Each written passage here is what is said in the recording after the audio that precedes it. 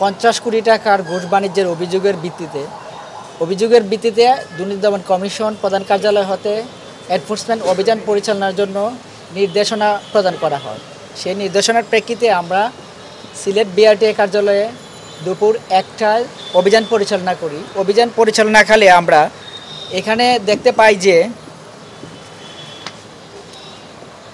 জনাব দেলোয়ার হোসেন ওনার রুম থেকে আমরা 5টি ব্ল্যাঙ্ক চেক উদ্ধার করি এবং 3টি মোবাইল ফোন তার ডয়ার থেকে আলমারি থেকে আমরা উদ্ধার করি।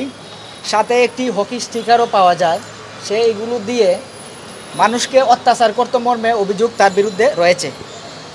দ্বিতীয়ত আমরা আরেকটি বিষয়ে অভিযান পরিচালনা করি, সেটা হচ্ছে আব্দুর রাজ্জাক রেকর্ড কিপার।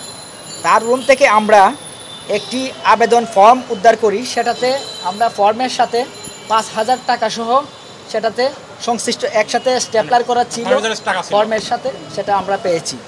এগুলো আমরা ইতিমধ্যে ইনভেন্টরি করেছি। তাদের জিম্মায় এই বিআরটিএর সহকারী পরিচালক জনাব আশরাফ সিদ্দিকীর নিকট জিম্মায় প্রদান করেছি। আমরা এগুলো আলামত আকারে ওনার জিম্মায় রেখেছি। আমরা ইতিমধ্যে সংশ্লিষ্ট কাগজপত্র সংগ্রহ করেছি। বিস্তারিত কাগজপত্র পর্যালোচনা করে কমিশন বরাবরে রিপোর্ট দাখিল করব। আমার নাম আশরাফ উদ্দিন, সহকারী পরিচালক।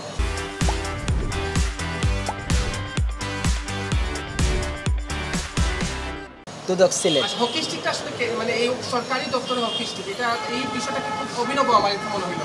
এটা দিয়ে তার বিরুদ্ধে দেলোয়ার হোসেন পরিদর্শক, তার বিরুদ্ধে অভিযোগ আছে যে সে এটা দিয়ে বিভিন্ন মানুষকে রুমে এনে অত্যাচার করে। সেই ধরনের প্রমাণ আমরা হাতে নাতে পেয়েছি, হকি স্টিকার পেয়েছি। এতে প্রমাণ হয় যে সে অত্যাচার করেছে মানুষকে। ভুক্তভোগীর সঙ্গে কথা বলেছেন, টাকা ভুক্তভোগী এই মুহূর্তে ছিল না, তবে টাকা আদায় করেছে এই মর্মে বেশ কিছু আমরা অভিযোগকারী আমরা পেয়েছি, তাদের আমরা সাক্ষ্য নিয়েছি। আমরা কমিশনকে সেইগুলো উপস্থাপন করব। টাকার জন্য সেগুলো মারধর করেছে মর্মে অভিযোগ রয়েছে। সেই বিষয়ে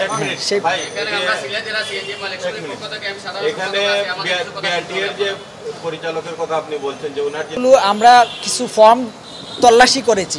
50 কোটি টাকার বাণিজ্যের একটা তাদের মধ্যে চলছে। এই 50 কোটি বাণিজ্যের অভিযোগের ভিত্তিতে আমরা আজকে অভিযান পরিচালনা করেছি। আমরা অভিযান পরিচালনাকালে এই রেকর্ডপত্রগুলো যাচাই করব। আমরা সংশ্লিষ্ট রেকর্ডপত্র যাচাই করব। উপস্থিত আমরা তল্লাশি করে যেগুলো পেয়েছি সেটা হচ্ছে তার রুমে ব্ল্যাঙ্ক চেক পেয়েছি 5টি। সেগুলো ব্ল্যাঙ্ক চেকে অ্যামাউন্ট লেখা থাকে না।